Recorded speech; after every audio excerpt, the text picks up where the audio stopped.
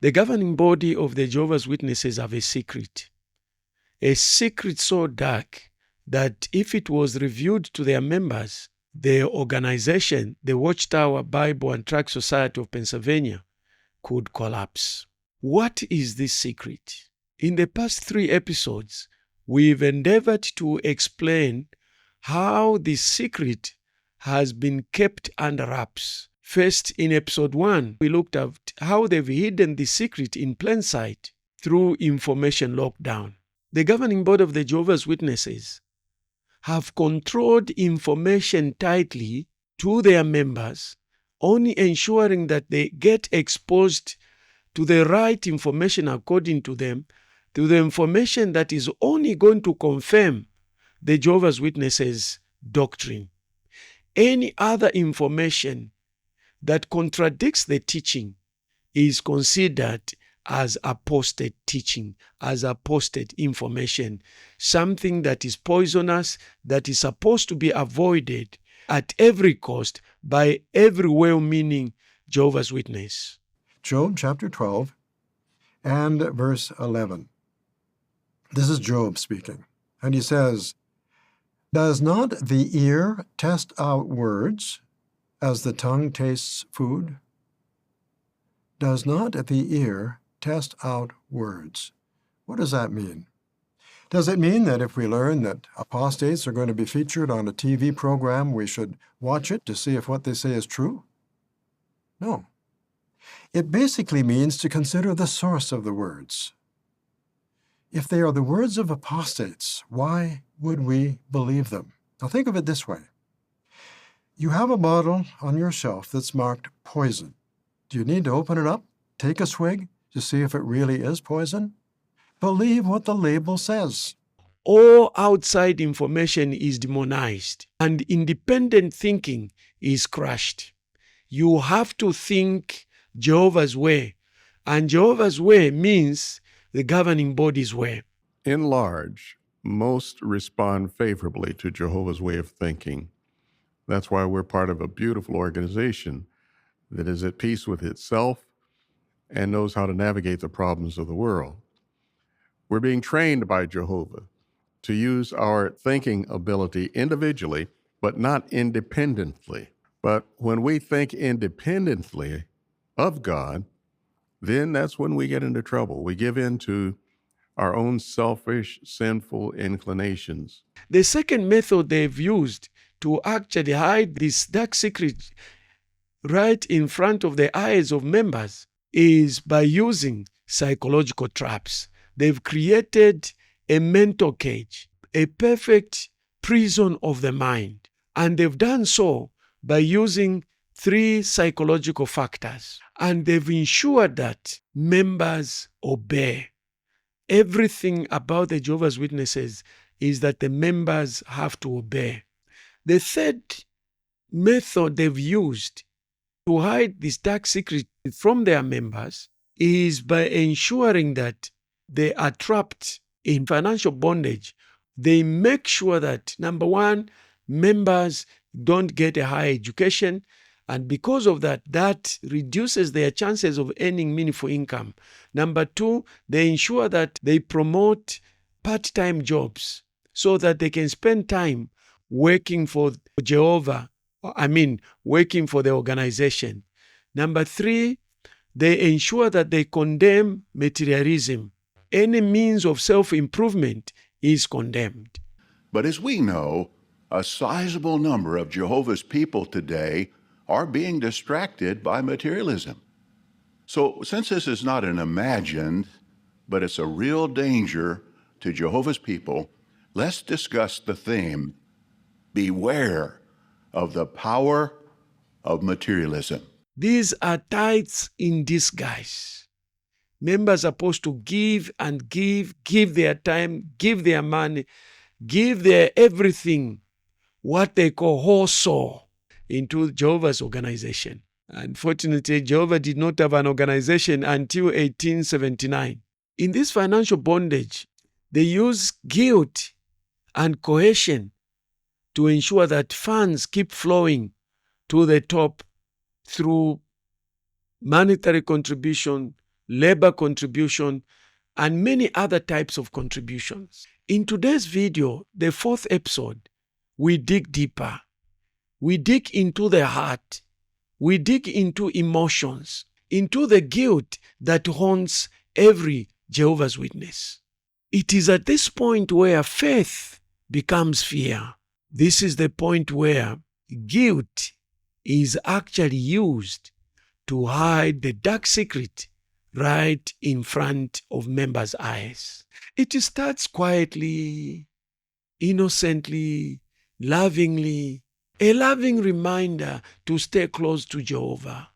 Weekly meetings, midweek meetings, conventions, field service, door-to-door evangelism, or standing at the literature card, smiling elders, listening attentively. Members, as they meet in the kingdom halls, they all look loving, smiling, happy. Even children have gotten the vibe. All around the world, people come together every week at places of worship called kingdom halls. Have you ever wondered what happens inside a kingdom hall of Jehovah's Witnesses? It's a place where Bible study programs and lectures are held each week. Every meeting is open to the public. Seats are free and no collections are ever taken. Families are invited to attend and learn together. All meetings begin and end with song and prayer. But listen closely. Every Watchtower article, every midweek talk, and every JW broadcasting is laced with a quiet rebuke. You are not doing enough. A dramatization plays. A brother skips field service for family time. The consequence? Armageddon strikes and is among the lost. It is subtle but effective. A small drip of guilty becomes your inner voice. A number of ex-JWs have mentioned how they were constantly stricken by guilt, how that they were not good enough, how that they were saying if they could just do more and more and more, then Jehovah will love them. Even pioneering for 70 hours a week does not feel enough. It feels like they are falling short. The problem is because the system trains you to achieve a moving target. Just when you're about to score, the goalpost changes. These videos, produced for the Jehovah's Witnesses website, show happy and carefree worshipers. What they don't show, the sheltered lives, the strict rules meant to protect against the Satan-led outside world. Witnesses are required to spend hours spreading Jehovah's word door to door and at street corner carts like these. They don't celebrate holidays, no Christmases, no birthdays.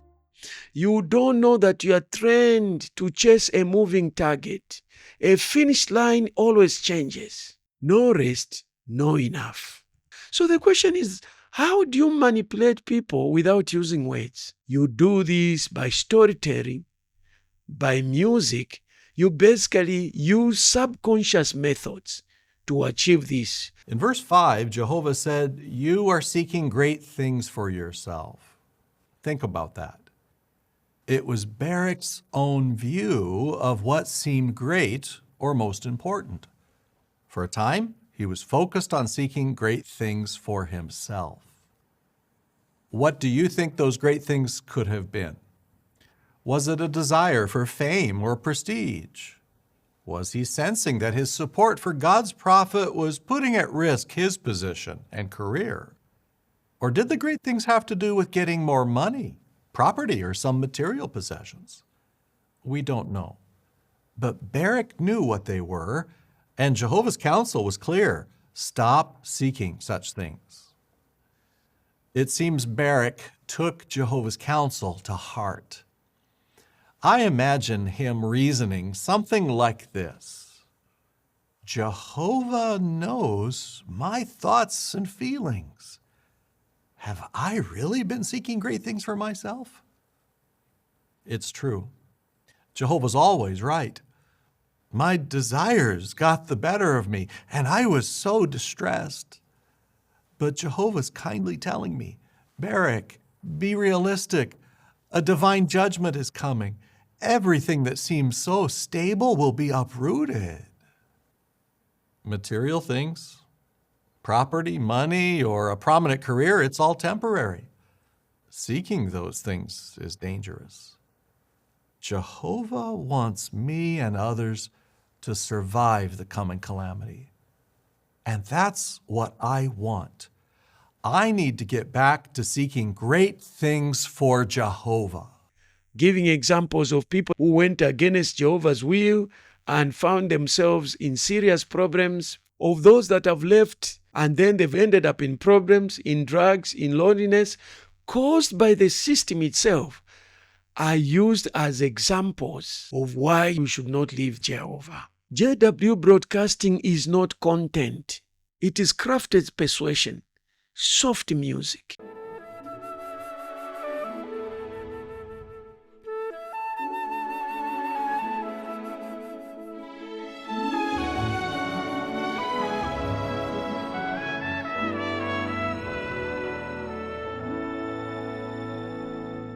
Soft music underscores sacrifice. Testimonials highlight extreme obedience. Quitting jobs, refusing high education,